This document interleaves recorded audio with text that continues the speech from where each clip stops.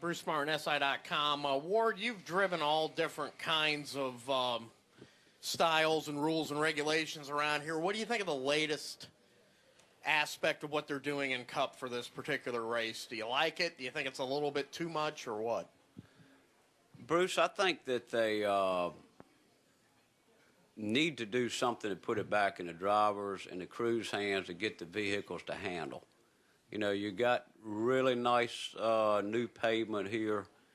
We're going to see it tomorrow night too, where I think we would all, as drivers and crew members, like to have old surface with 120-degree temperature to where after 25 laps, it's about the car handling and the driver getting the car around.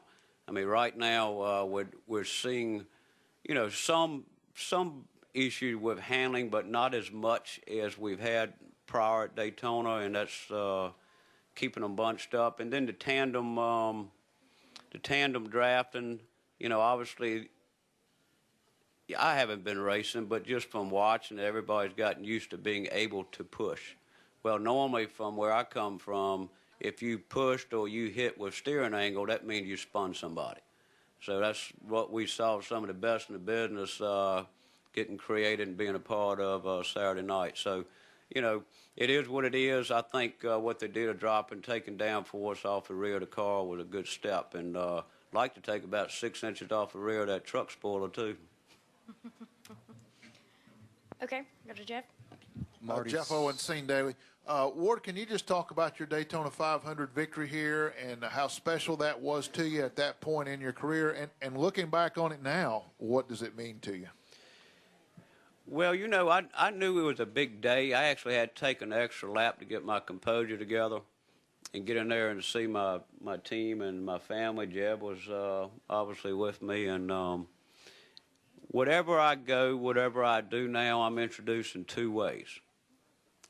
Daytona 500 champ and conservationist. And there could be a hell of a lot more things to have a title on. So, you know, I really didn't have, at that time, even when we were shuffled off to New York and going all over the country with NASCAR promoting the event after the event, I really didn't have a sense of the history and being a part of one of those 30 guys that won that race. But y'all and the fans make it even more of a bigger deal than it was to me personally.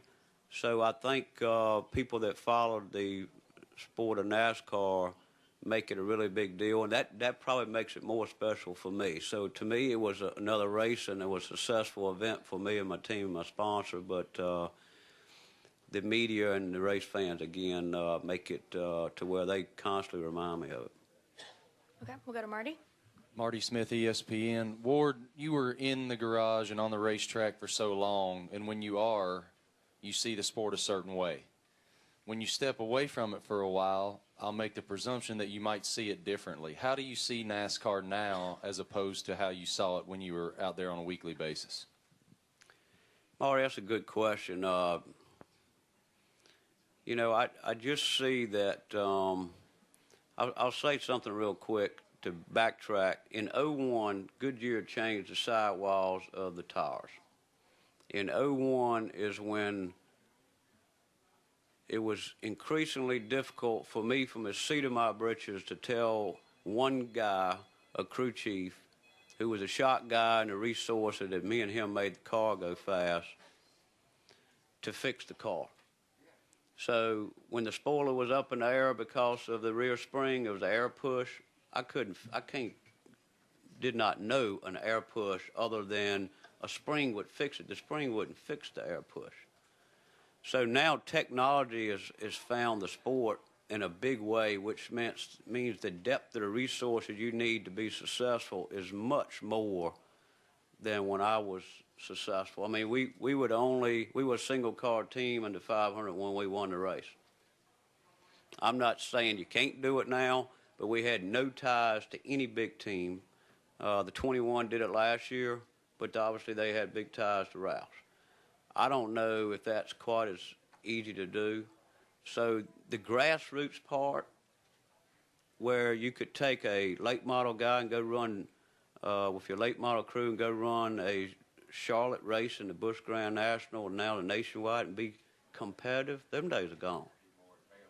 And so it all boils down to the resources and the advancement of resources of knowing what to do with all the little things that make a car go fast. And so that part is kind of alarming to me, but there's nothing that's going to change it. Mark?